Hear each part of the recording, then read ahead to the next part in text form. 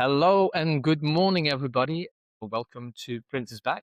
And today we have a conversation with a very interesting guy. His name is Gee Ranasinha, and he's the marketing wizard and CEO of Kexino Agency.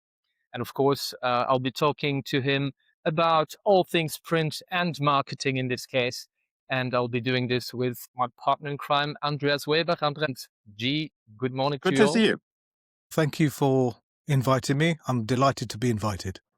Fantastic. Well, as I said, G, you are one of the marketing faces that we see coming across in our print industry quite often. Always Too with often, right? well, I didn't say that, but always with the very interesting topics and some great insights. So Andreas and I, we were basically wanted to talk to you a little bit about about the print perception nowadays, and how personalized print or print in general can maybe reclaim the relevance in this digital forest and the AI dominated world. Andreas earlier described it as, can print speak again with one voice, or are we lost in the digital narrative? What is your opinion on that first question? Well, I think it's quite interesting that, especially for commercial print, packaging, flat work, general print, the printing companies spend their working lives producing some of the most persuasive, tactile, cognitively arresting marketing collateral that exists. And yet, if we look at the average commercial print company and how it markets itself, the contrast is startling. It's like, a website that looks like it was constructed in the Bush administration, social channels last updated when people thought that QR codes were a new thing. I think there's a particular kind of cognitive dissonance in being demonstrably expert at something and then not applying that expertise to your own solution, Now, in psychology and behavioral, the third person effect, where it applies to other people's susceptibility to influence, okay? But in the print industry, I think it manifests as a conviction that the principles that are governing effective marketing applies to everybody else's business, but not our own, And I think, before we get into specific excuses, I think there's a more fundamental misapprehension that we need to clarify, because it's really the foundation of everything else that's built upon it. And that's the vast majority of people running businesses. I mean, that's any business, not just a print industry business, seem to operate with a truncated definition of what marketing actually is. Okay, when they say marketing, what they really mean is promotion. Ads, social media, perhaps a presence at a trade show. But, it's the outward-facing, visible activity that superficially resembles marketing when observed from a distance. The thing is, this is just, depending on who you ask, this is just maybe 25% of what marketing is about. Right. Okay.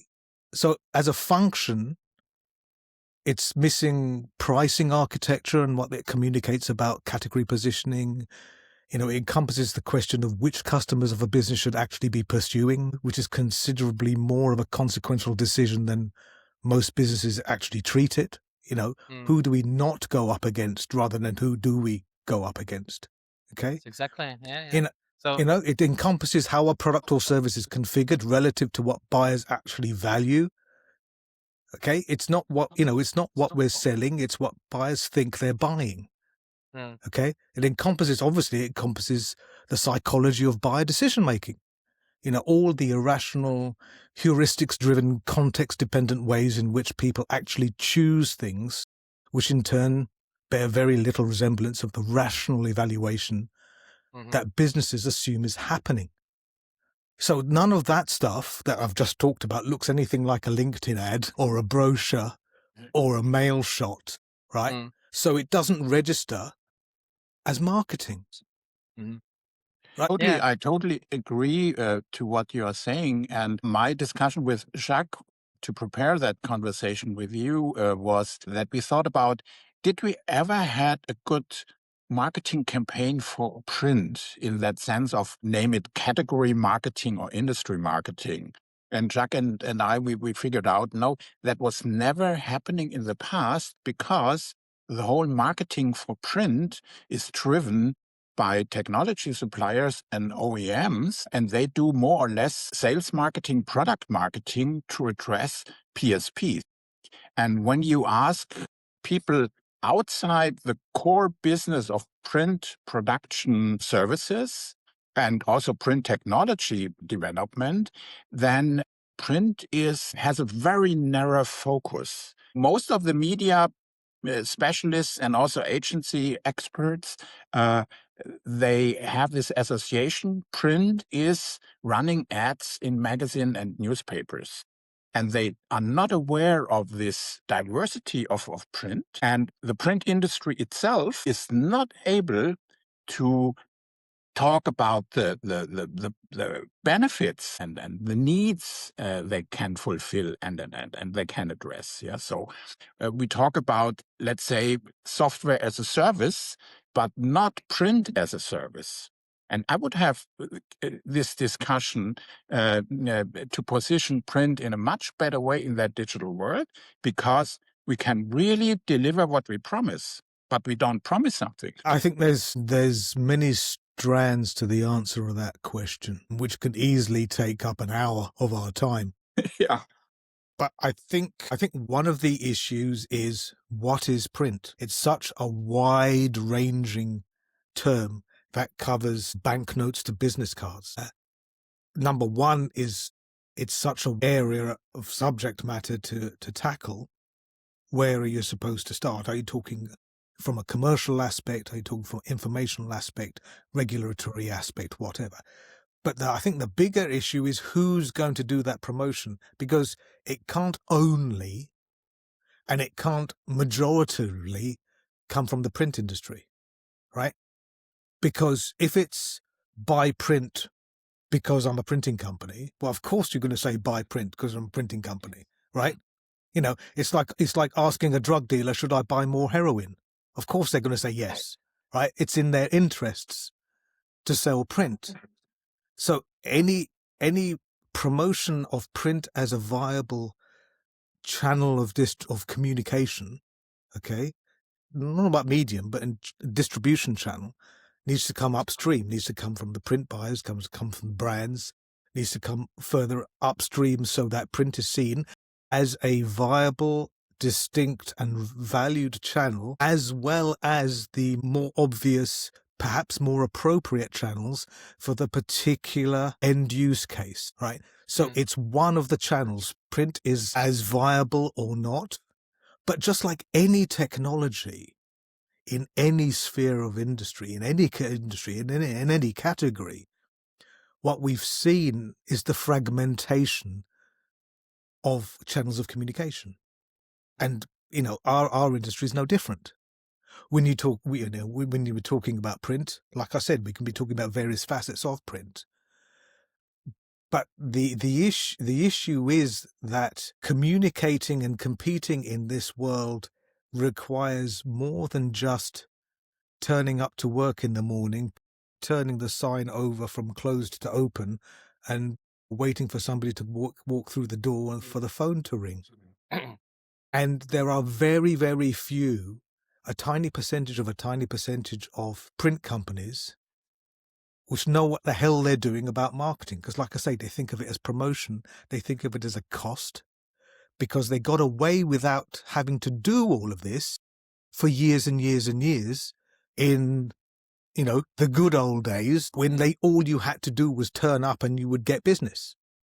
Now they have to compete just like every other business that had to compete, because they don't have a cartel on communication channels. And since it's never been inherent, a systematic, fundamental piece of the business from the beginning, they see it as a cost.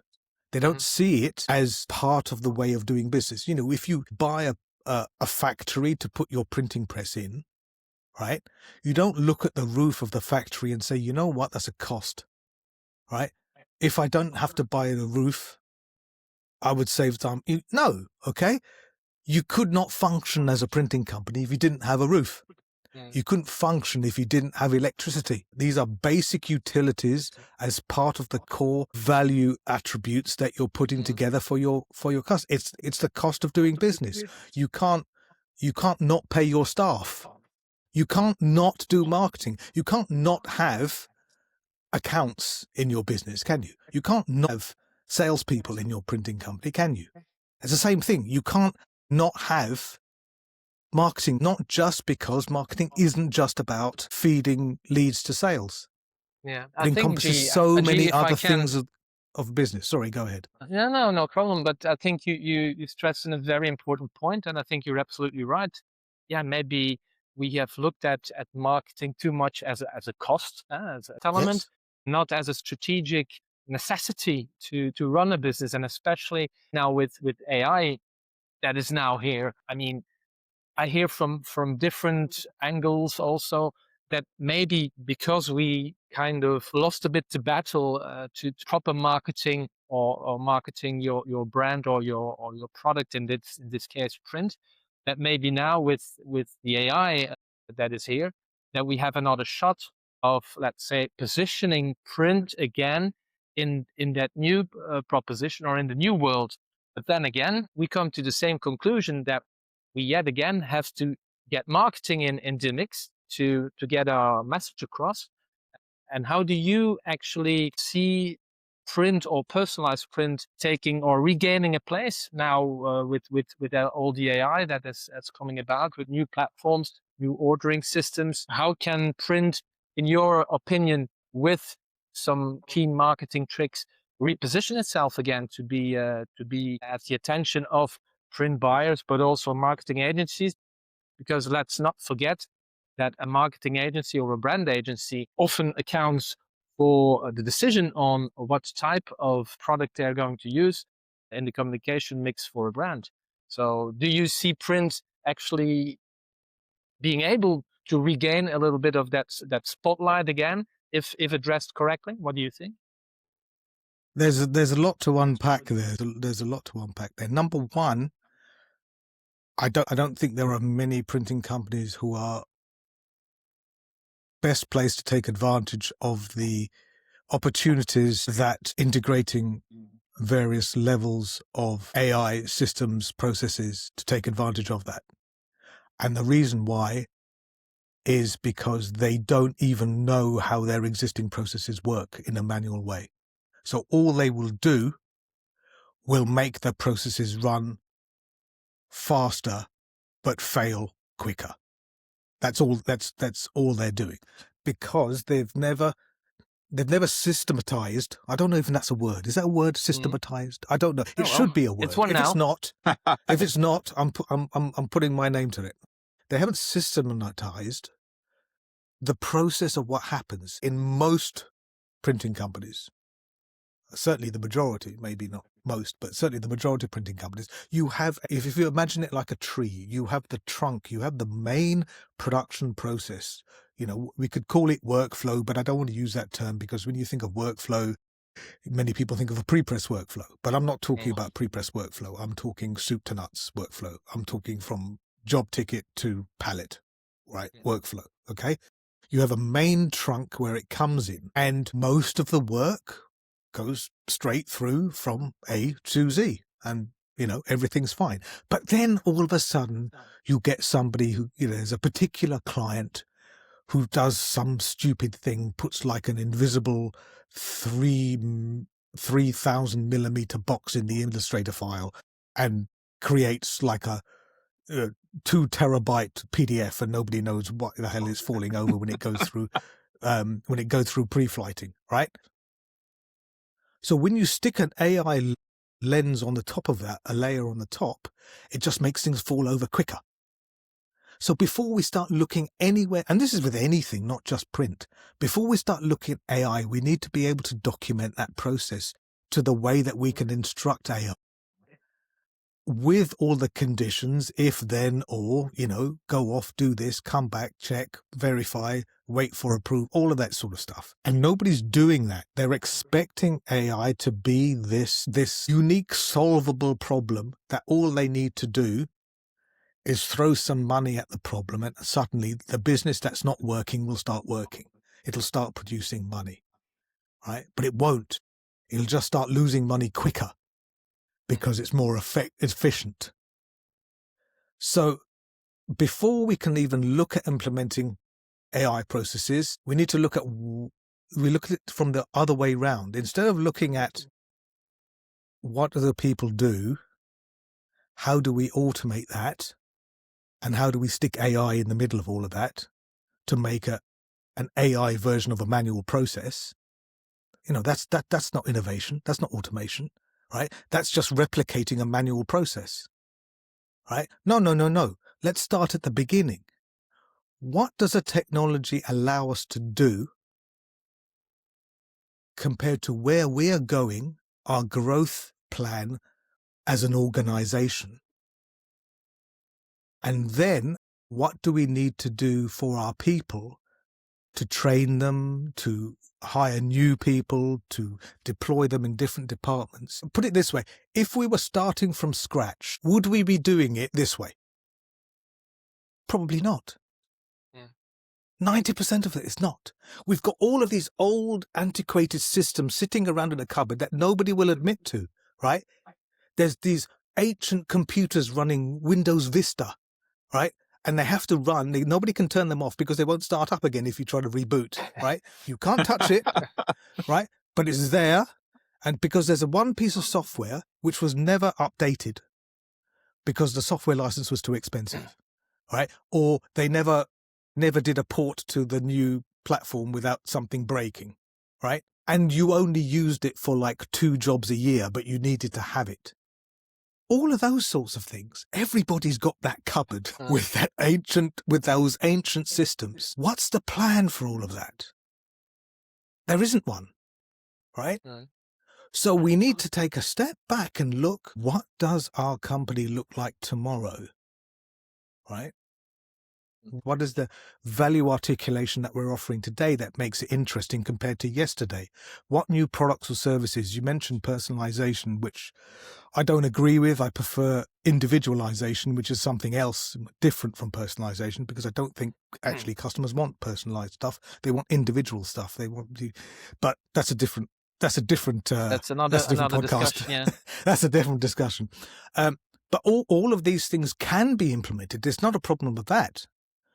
Does it make sense with the narrative that we're projecting as our company to our new and existing customers? That's where we need to start with. If your printing company starts off where they go to the website and there's a picture of a press, it's like, well, hang on, you've lost the plot here, okay?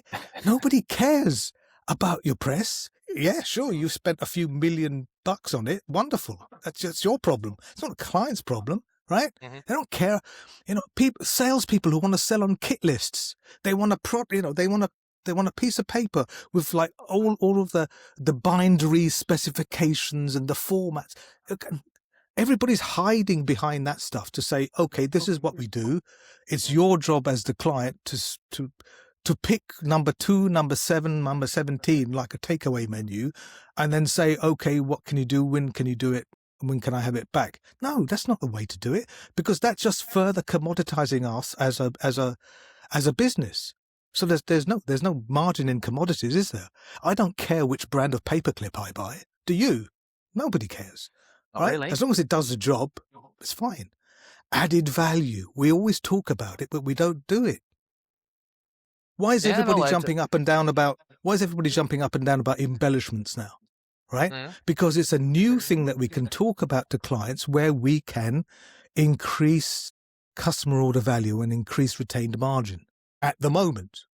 Right? Mm-hmm. Like all of these things, there's an Overton window, whereas, everybody will move on, and then this whole thing will be rolled into, machinery, bindery, finishing level type stuff, and it'll all go away, and it'll be part, just like extended gamut was something to sell in the old days, and now it's just like, and big deal, right? So you think that So will be then, let's say, mainstream after a certain point of time, it becomes mainstream and it's not a uh, differentiator anymore then?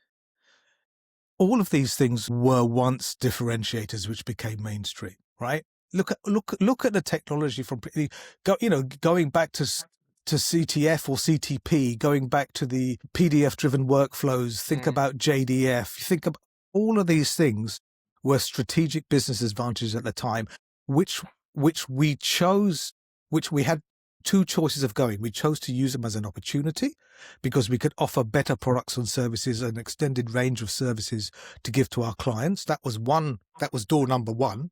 Instead, we chose door number two, which was price.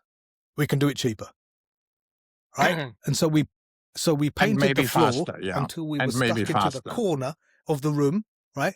And now we've got nowhere to move, right? So we commoditized ourselves, right? Clients didn't do it. We did it. We killed ourselves. We stuck the knife in. Well, yeah, like you say, I think many of us relate to some of multiple things that you say. But of course, the PSPs and people in the printing industry are in their daily business, and they they go about and trying to, let's say, fulfill the orders that they have. I mean, what does our industry then have to do to stay relevant in this ever more digitizing world? I mean, print in packaging or in food related packaging and so forth and so forth. So there is Textiles, yeah, all sorts of things. textiles. Sure. It's a very wide range, but I mean, where is the value of print in your opinion in the coming years then? Where do people have to look at Firstly, sure. as PSPs? I get your point. And please don't misunderstand me, okay? I'm not waving doom and gloom. I'm not here with a big black hood and a scythe saying, the end of the world is coming. Oh my God. No, not at all. I'm not saying that at all, okay? What I'm saying is that printers for far too long have hidden behind technology as a way to get business. And they're still hiding behind technology as a way to get business. Okay. Totally agreed. They're not promoting what they're offering as a value added proposition to what the client sees as valuable. And it's only about the client. The client is the one who pays all our salaries. Okay. It's not our boss. Okay. It's the client. So like all of these things, how does a print services company need to stay relevant? Firstly, by acknowledging the fact that what they're doing needs to change. Now, that sounds like a very simple premise, okay? But it's not. Especially if you speak to like a founder CEO of a business, it's their baby, if you like. And trying to turn around and say, well, you know what, you need to think about your business in a different way because of these particular reasons. And they will come back to you and say, well, everything's worked up until now. And it's like, well, yeah, the dinosaurs thought the same thing up until the day the asteroid struck, right? Up until then, everything was great. Okay. We can't keep on doing what we're doing and expecting different results, right? Somebody very famous said that, I believe. Right? So everything starts with the client. So we put our stick in the ground and say, who is our target? It's real basic marketing stuff, okay? So few printing companies have somebody who's actually trained or educated in marketing, right? They get somebody's like next door neighbor's cousin's daughter, right? Who's got a MacBook Pro and knows how to use Canva. Oh, yeah, she can do our marketing, right? No disrespect to those types of people, but they can produce output. They don't know, diagnosis, discovery, objective, segmentation, targeting, positioning. They don't know all of the basic stuff, all of the stuff that happens under the waterline.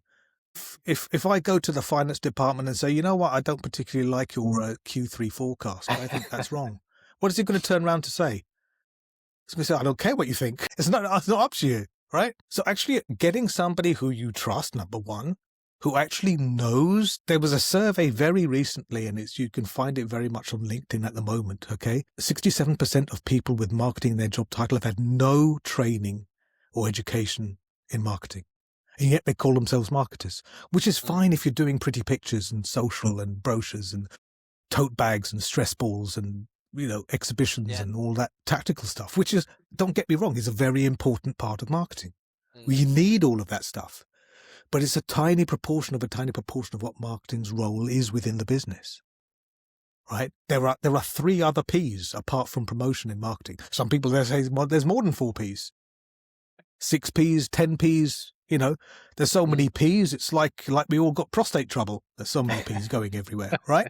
But regardless of how many P's we agree or disagree to be, the solution to regain our relevance within our target audiences starts, as with any marketing endeavor, okay? It starts with 4 words. Speak with our clients. Find out what motivates them. What are their fears? Where are they going as a business? Where do they see the next threat? Where are they investing their business in? All right. Get an idea of, and it's usually like you'll have multiple profiles of client, right? You've been maybe going after different types, and then making sure that we're producing products and services that align with where they're going. Because if you just ask them, they're just going to tell you what's bothering them today.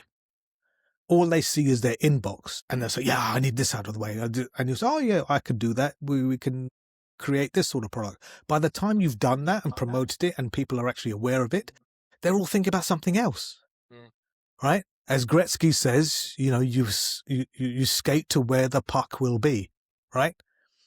So we don't listen to what customers do.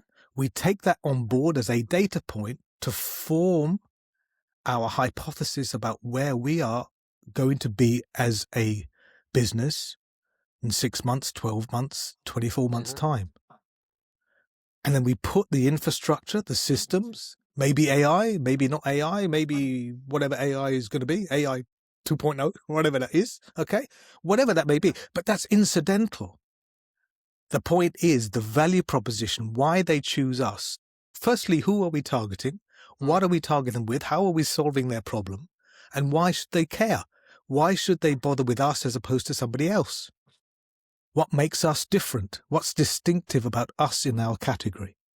This stuff it's as old as commerce, right? It's nothing new, but it's new to the print industry because they survived all these years by saying, hey, I've got the new Okie Kokie 2000 machine, faster, cheaper, this, that, this.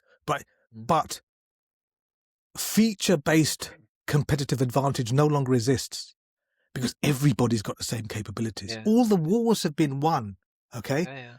Yeah, the ones that still are around, they all have fantastic and operational and high-end machines to produce. And it all works. It's not on, it all works. Yeah. All of that stuff works, right? That's not the battlefield anymore where it can make a big difference. Absolutely not. So we need to compete around metrics that the customer sees as having value from a contextual measurement perspective that we can charge for because they see the value in that, which is going to be different for every print service provider, as it should be, because otherwise we're just cloning each other and then we're not creating any differentiation and we're doing the same thing that we've done before when we were talking technicalities. Instead, we're talking about business value. So that doesn't solve the problem. Yeah. So my idea was how to redefine print. I think we created some good aspects to think about. And my learning is now that before we start to run a campaign, we have to rethink what we do. Maybe my idea of print as a service could be enriched by this idea of print as a solution. And I think when we have that common understanding that print is not something selfish, dedicated to experts on their island, print is something which enables every progress in our lives, in business, private, in social, whatever. And so I think it's more or less to change our thinking and our behavior from tactical tasks to more or less the strategic thinking approach. I know this term from the Absolutely. economics. They always say it's systemic thinking. Is that what you mean? I think we need to understand that business in general, as well as marketing, is probabilistic. It's not deterministic. Yeah. Okay. And all the clever stuff happens at a strategic level. But you mentioned a couple of things which I think are worth exploring. We don't make it easy for clients to buy print. And I don't mean web to print portals and all of that sort of stuff. I mean things like expecting a client who is certainly not versed in the technicalities of setting up a page to be optimized for print, and because we're expecting print ready artwork, because if we touch it, then it's going to cost us money. And right, we're trying to operate in a lights out black box type production methodology, right? And we'll expect them to understand things like trim and bleed and embedding fonts and color spaces and all of this stuff, which most of them do not know, right? They do not know. And then they'll say, well, okay, this is all done. And then you'll turn around and you say, okay, it'll be 10 days before it's delivered. And it's like, what? 10 days? Why is it going to take 10 days? Right? It doesn't fit in with their frame of production that they're working in a digital realm. Now, that doesn't mean that we're competing with digital in terms of production, but we need to set expectation levels as to what they can and can expect and when they can expect them. And we're not doing any of this. And then there'll be some sort of thing, there'll be something that'll come up. Oh, okay, there'll be a delay, or they didn't send the artwork at 3 p.m. they sent it at 5 p.m. and then you say, oh well, no, you've moved your slot, it's now not going to be next Tuesday, it's going to be next Wednesday. What? All of this, we're not making it easy for customers to buy from us. I don't mean the interface, okay? That's cosmetic. I mean the underlying service ethos is this. It's we're putting these barriers up. Not everybody. Please don't get me wrong. I'm not saying everybody, okay? But I'm saying there are many service providers, and I know because I've spoken with many service providers. And okay, I know a little bit more about print than the average marketing person, right? Having lived in it for 7 years, right? Well, actually more, probably even before that. So it was probably about 13, 14 years. Full time, right? But the way that these things are expressed and the lack of, I can say, helping the customer to succeed, which is part of what we're trying to do as any organization, right? Because we're reliant upon repeat business. We're reliant upon word of mouth. Word of mouth is the most compelling marketing vehicle that exists, right? Personal recommendations. Right? That's the holy grail. Okay. And yet we're doing all of this stuff as though they're disturbing us. They're bothering us. Oh, we could do so much. We could produce so much more if we didn't have blimming clients ringing us up all the time. Well, no, the customer isn't always right, but the customer is always the customer. And that's what we're forgetting. And that's the one who pays in the end. Like you said, it's the one who pays the bills. In sales, as I used to say, beauty is in the eye of the checkbook holder. You put the customer first. You have to know who your customer is, etc., etc. That's hyper clear. But are they doing it in that digital and that environment that is the reality of today? Is that, in short, a little bit what we were talking about also here? Yeah, today? very much so. Yeah, and I think it's even more important now with the developments of AI. Okay. So, the production of communication output is commoditized now, right?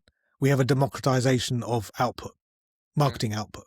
So it's no longer about how much, it's about how relevant, how individualized, how we can create those signals of trust to make it easier to do business with competitors, right? All the usual stuff that we would do in business in the past is now even more important than it was before. Yeah, and I think that is absolutely correct. And I think we can we can agree on that especially now with the overflowing amount of messages and AI driven promotional or whatever type of messaging. I think especially also for the printing business, it's probably now a good idea to stop a moment and to assess the situation for your business. So marketing surely is a very important topic. It's not easy. I've learned that today. It's bloody hell. It's difficult to get the right marketing in your organization. My takeaway from our conversation is, to make it simple, what we have to do is to change the perspective all the time. Just not only to have one view, but to be able to have, let's say, a 360-degree view on what we do, how the relationship to the market and to our customers will be developed.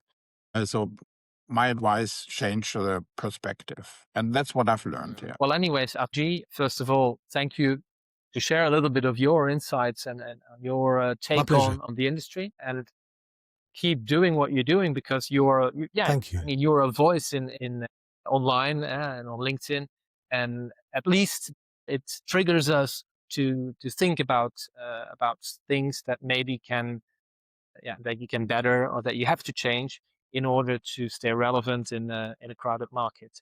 So on that note, thank you, G, for your insights, and everybody on the podcast who is listening.